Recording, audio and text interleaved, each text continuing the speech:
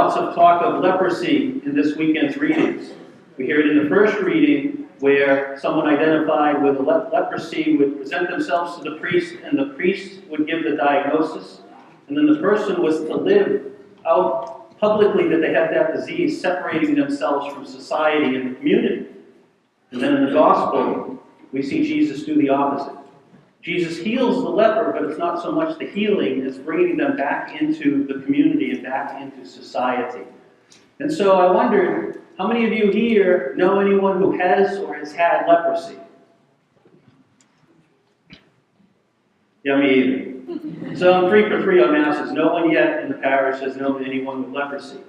But believe it or not, it does still exist. In fact, in the United States, we identify almost 200 people a year that have leprosy. And in underdeveloped countries, it's even more prevalent.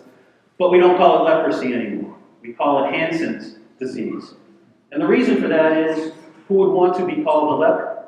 Because I think the stigma still exists in our society of if you're a leper, that you're going to be ostracized and pushed out of community.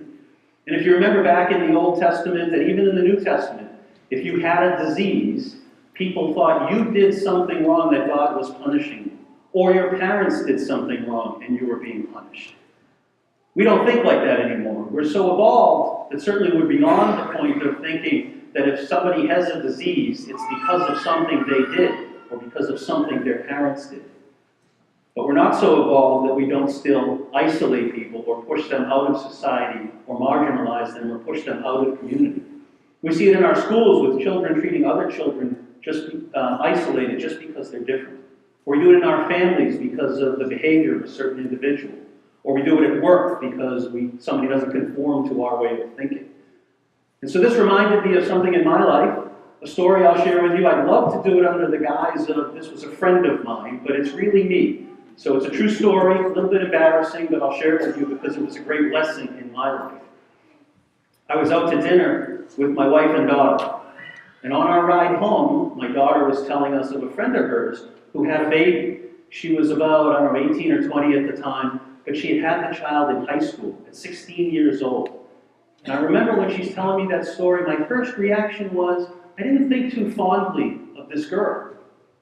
And it dawned on me, what was I thinking? How was I judging this person I don't even know? And worse, what would I want the alternative to be? She certainly could have made a choice that no one else would have known she was pregnant. Her classmates, my daughter, me. Is that the choice I wanted her to make? Fortunately, she chose life for her child. And so this bothered me the whole ride home. And one of my bosses said to me once, feelings aren't right or wrong, they just are. So sometimes you can't help how you react to something when you see or hear it, but you certainly can help what you do after that, what you do with those feelings. And certainly it's bothered me my whole ride home, so much that when we got home, I let my daughter get settled a bit. And then I went and knocked on her bedroom door, and I asked her to tell me more about this girl. And so I learned that she was born in New Hampshire to an abusive family. And in her early teens, she was removed from the family and sent down to live with her adult sister somewhere in the South. It was while down there that she met someone while in high school and got pregnant. And when she was pregnant, her sister said, you can no longer live with me. Threw her out of the house. The boyfriend wanted nothing to do with her or the child. So she came back to New Hampshire and went into foster care. And so she went back to high school, finished her degree, had the child while in high school, stayed in foster care until she was about 18 years old. But then she aged out of foster care. So now she's got to find a place to live.